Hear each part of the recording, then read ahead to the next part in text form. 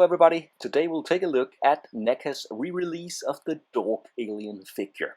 And this is the third figure from NECA's Aliens Series 8. The figure comes in grey and then this brown version.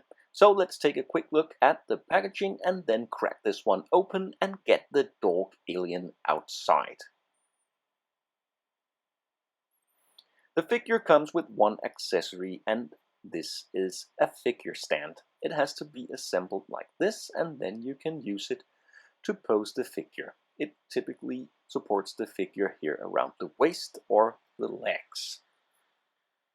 And it's often necessary because this type of xenomorph, known as a runner, comes from a four-legged host and not a two-legged host like a human. It comes from a dog or an ox, depending on which version of Alien 3 you watch. And I can recommend to watch the special edition or the assembly cut, where this alien comes out of an ox instead of a dog. Here's a size comparison next to two other xenomorphs. On the left, the xenomorph warrior, and on the right, the big chap. And these two xenomorphs also represent the two main types of xenomorph, the drone and the warrior.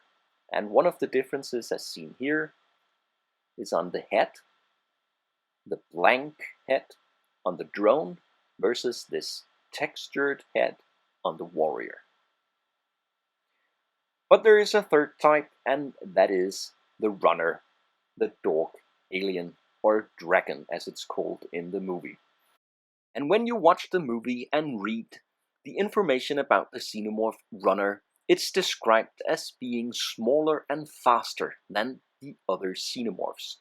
So this is where I get a little mixed about this figure, because when it stands upright like here, it towers over the two other xenomorph types that it's supposed to be smaller than. So to me it means that this figure is not very movie accurate, and I wish that NECA would have made a smaller and more agile figure. Not that this is a bad figure, because it's a typical xenomorph figure with the extra leg part, and all the things we love about NECA's xenomorph figures are still here. So let's take a look at the details here. The skull, which is very nicely detailed.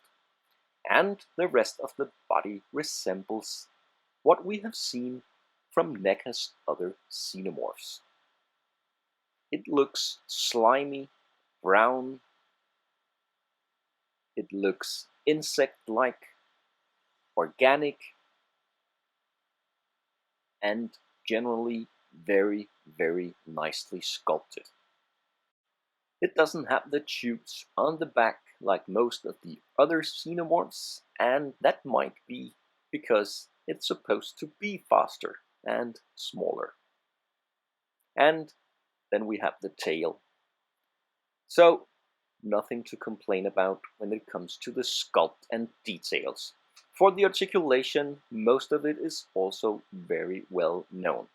My only complaint is that the head is not able to move back very much. And that's a problem, because when you get the dog alien into running poses on all four legs or legs and hands, it's not able to look up and see where it's going.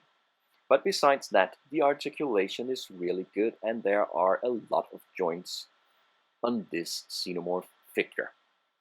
And of course we get the bendy wire tail as well, and it helps to support the figure. And of course also the inner jaw and the mouth here are articulated.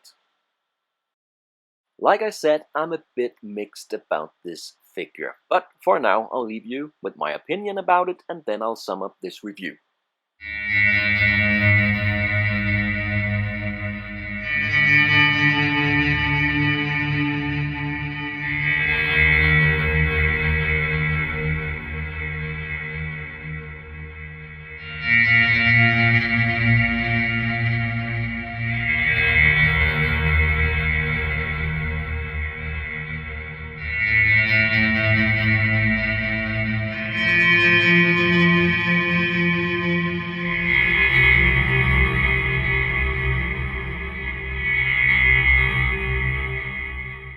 I find it interesting to get a lot of different xenomorphs and learn their specific habits and looks. This is my first dog alien, and I like it.